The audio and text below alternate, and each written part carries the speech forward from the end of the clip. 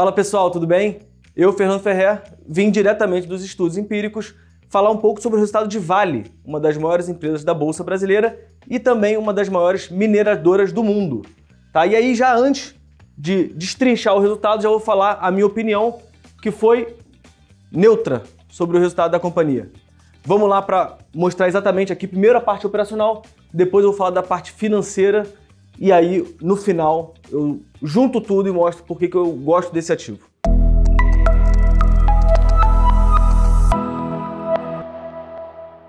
Então, primeiro eu vou falar da parte operacional. A empresa cuja principal linha de atuação é a produção de minério de ferro, totalizou 64 milhões de toneladas nesse trimestre, que foi uma queda de 6% em relação ao primeiro trimestre do ano passado e queda de 22,5% em relação ao quarto trimestre de 2021.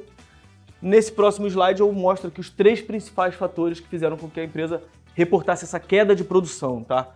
Primeira coisa, atraso do licenciamento de alguns projetos dela. Segunda coisa, isso é sazonal, né? Acontece todo o primeiro trimestre do ano, que é a questão de chuva, né? A questão climática na região de Minas Gerais, onde grande parte da operação da companhia está localizada, tá? Então isso aqui também afeta sazonalmente os resultados de produção da companhia. E o terceiro fator é o prêmio do minério de ferro que a Vale vende em relação ao cotado internacionalmente. Pô, Fernando, o que é isso? A Vale, como ela produz um minério de melhor qualidade, ela consegue vender a um prêmio maior do que o minério internacional que a gente vê sendo negociado, né? Então, o que ela conseguiu fazer nesse trimestre foi um prêmio de $9 por tonelada, que quando a gente olha para trás, foi o mais alto desde o segundo trimestre de 2019. Então, quando eu for mostrar o resultado financeiro para vocês, vocês vão ver que a receita não foi tão impactada quanto essa queda de produção que eu mostrei para vocês, justamente por conta dessa melhora de prêmio desse minério de melhor qualidade da Vale. E aí, ainda na parte operacional, três pontos importantes que eu acho que tem que ser comentados para a gente entender por que esse resultado foi neutro, tá? Primeira coisa, mesmo com essa produção caindo, ela manteve o guidance de produção, ou seja, no início do ano ela fala, olha, pessoal, eu tenho a estimativa de produzir essa quantidade de minério e mesmo com um trimestre desafiador desse primeiro trimestre, ela diz que vai continuar mantendo esse guidance entre 320 e 355 milhões de toneladas, tá? Isso foi positivo. Na parte do níquel, que é a parte de metais básicos da companhia, principalmente níquel e cobre, representam aqui mais ou menos 12% do seu EBITDA, a empresa também disse que vai manter o guidance, tá? Entre 175 e 190 mil toneladas de níquel.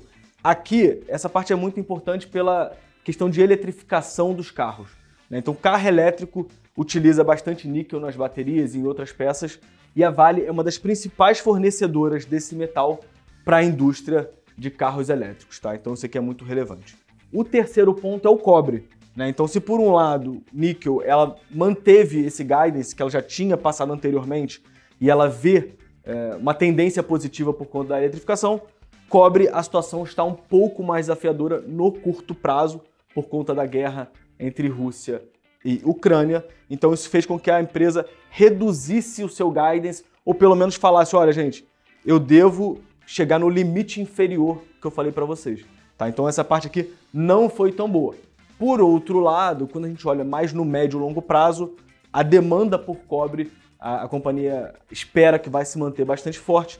Então com isso, a gente segue também bastante otimista com essa linha, embora ela seja menos representativa, obviamente, do que minério de ferro, que representa mais de 80% do EBITDA dela, tá? Bom, então resumindo, eu falei da parte operacional, agora vamos falar do financeiro. Como eu mostrei para vocês, aquele prêmio que ela tem do minério de ferro dela fez com que a receita líquida caísse só 14% em relação ao primeiro trimestre de 2021 para quase 11 bilhões de dólares.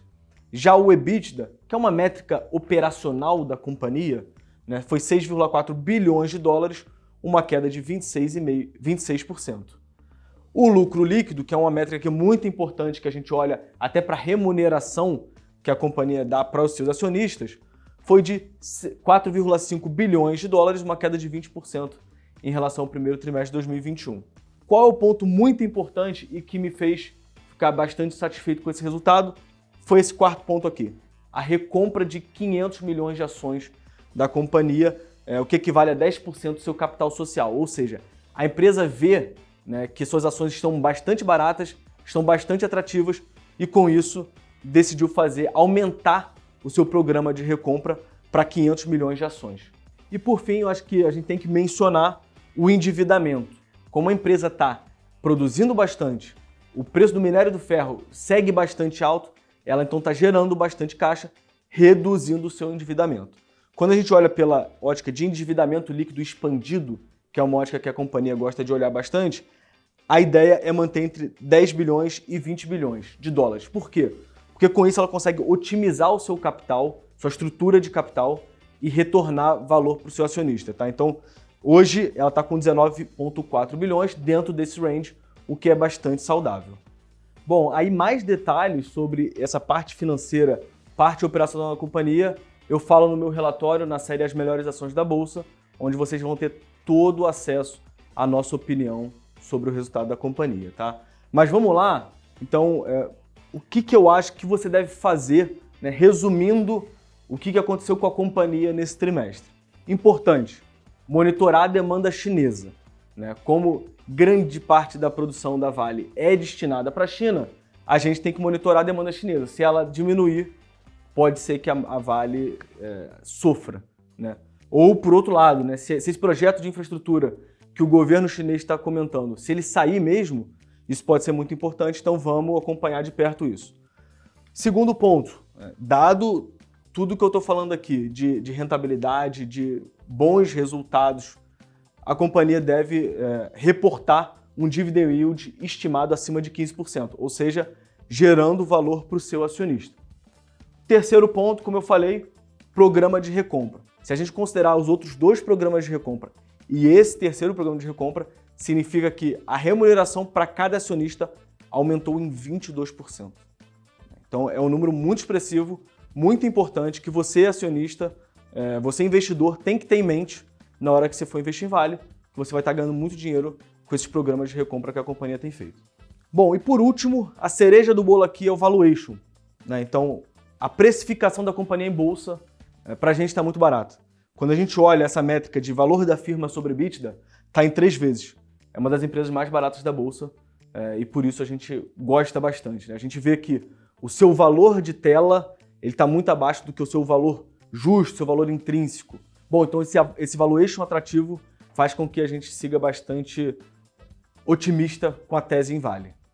Bom, se você quiser descobrir próximas oportunidades de lucro aqui na Bolsa, clique no link da descrição e você vai ter acesso à série As Melhores Ações da Bolsa. Bom, e comente aqui embaixo também, sugerindo novas pautas, vai ser um prazer voltar aqui e conversar com vocês mais vezes, tá bom?